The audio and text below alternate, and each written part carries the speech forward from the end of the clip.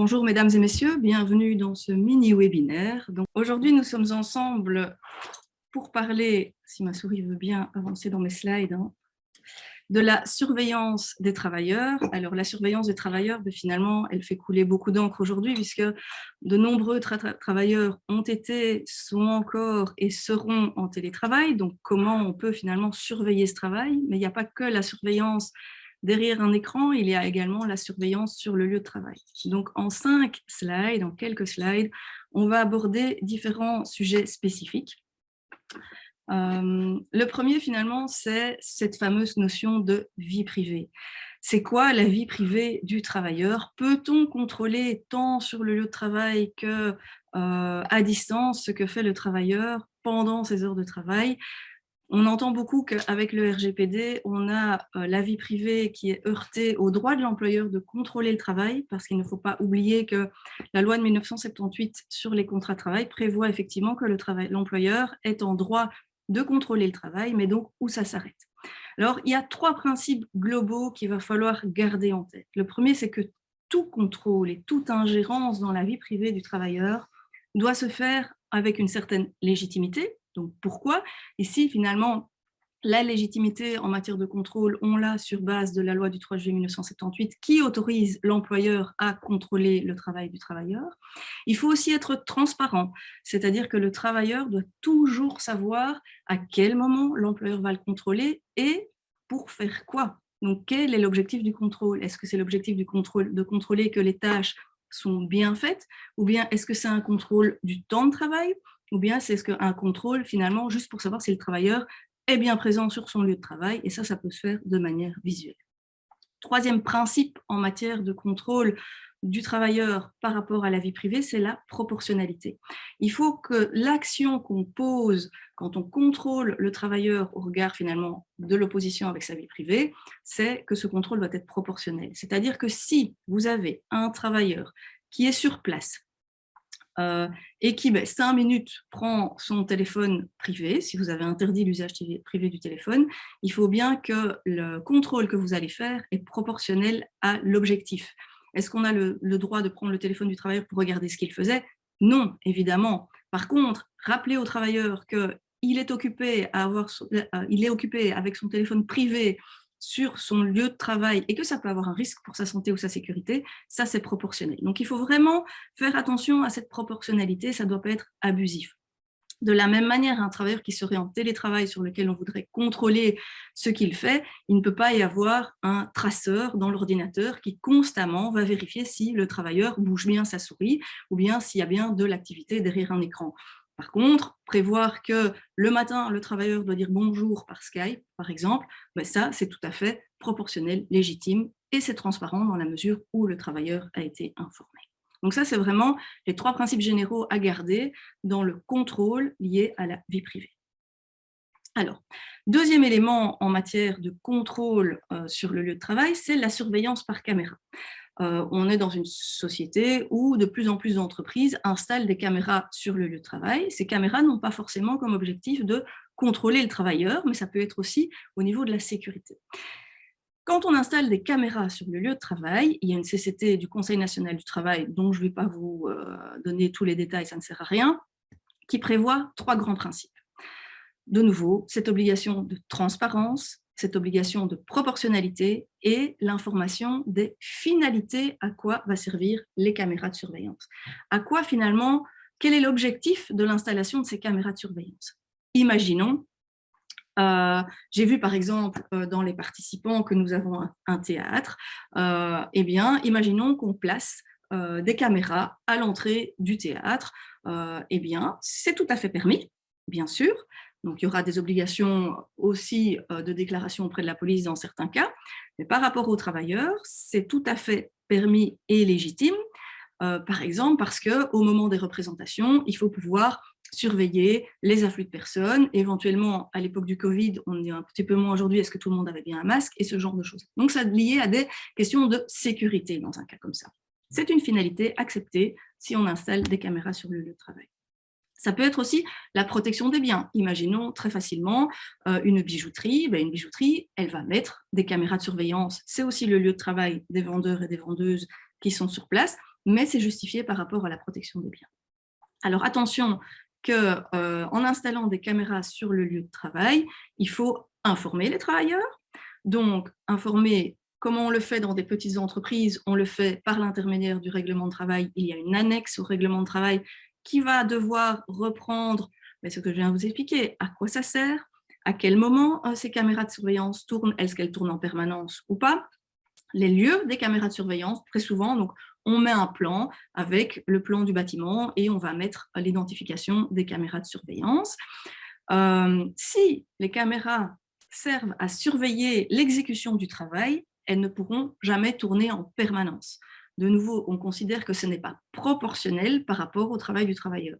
Pour la sécurité, on peut l'utiliser. Pour la surveillance du travail, on ne peut pas.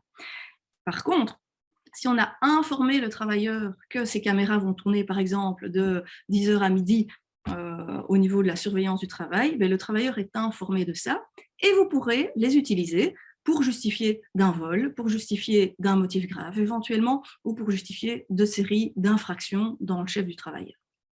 Mais attention qu'il faut bien des informations et qu'elles ne peuvent donc pas tourner en permanence. Ça, c'est pour les caméras de surveillance. Donc, on a le contrôle de la vie privée, 3 principes, proportionnalité, légitimité, transparence. Les caméras de surveillance, de nouveau 3 principes, information des finalités, proportionnalité quand c'est sur le lieu de travail et transparence également. Troisième élément, c'est la surveillance des communications électroniques. Et il y a toujours ces 3 mêmes principes en matière de surveillance des communications électroniques. Les finalités, à quoi va servir de surveiller les communications électroniques des travailleurs, parce qu'on parle toujours de nos travailleurs ici. Vous avez envie de surveiller les flux Internet. Et donc, on est sur un principe d'entonnoir dans un cas comme ça.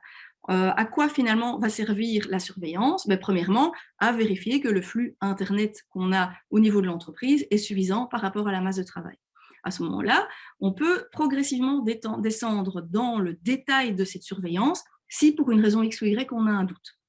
Ce doute, c'est, par exemple, en cours de journée, j'ai un flux de autant et je me rends compte que la nuit, il y a un flux qui est aussi important. Tiens, question, il y a peut-être un problème de sécurité au niveau, il y a peut-être une faille électronique, tout ce qu'on veut. Et donc, on peut progressivement descendre dans la sécurité en partant du général et en allant vers le plus spécifique pour surveiller les communications électroniques du travailleur.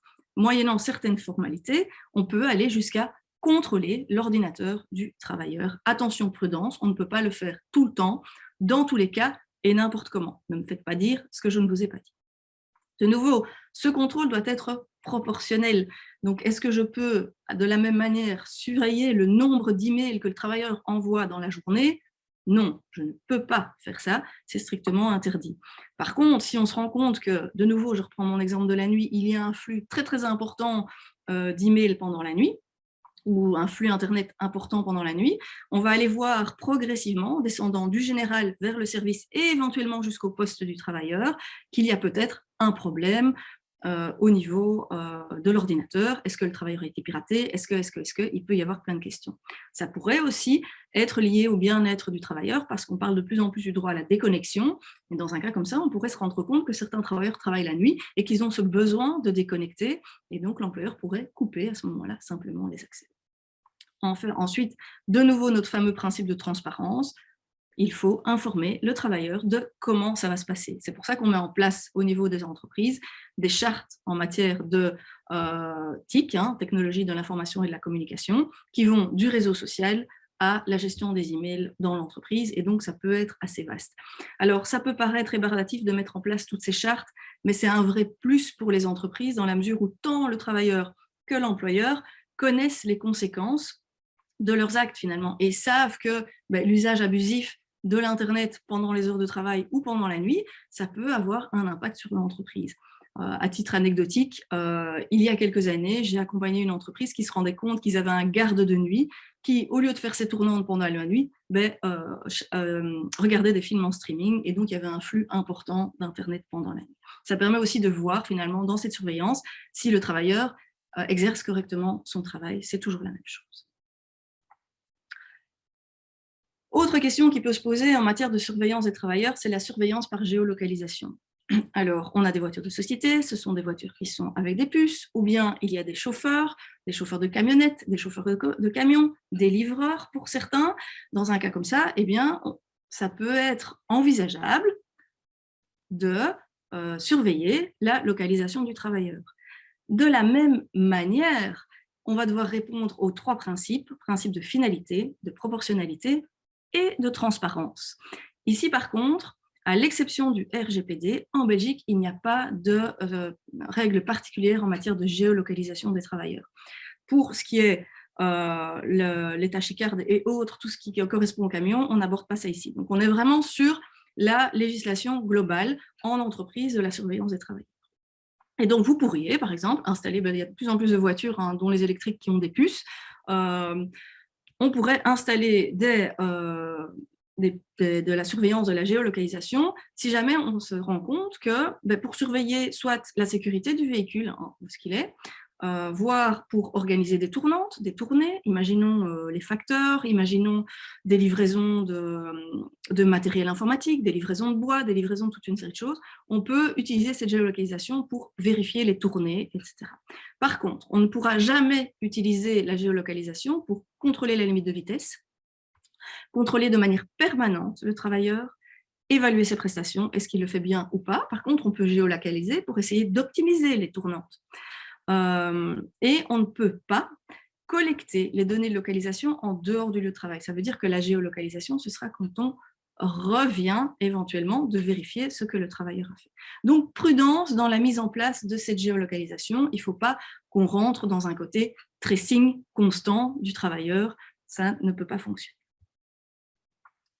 Alors, il y a d'autres manières de surveiller le travailleur. On pense directement à la fouille.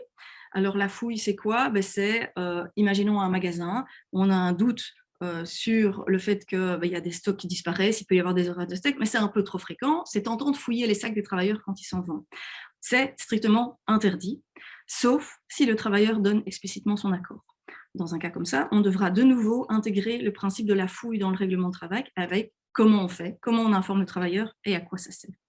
Si le travailleur refuse, vous n'avez pas le droit de fouiller ses affaires, il faudra à ce moment-là faire venir les forces de l'ordre qui, elles, pourront le faire pour autant qu'il y ait un doute et un but légitime.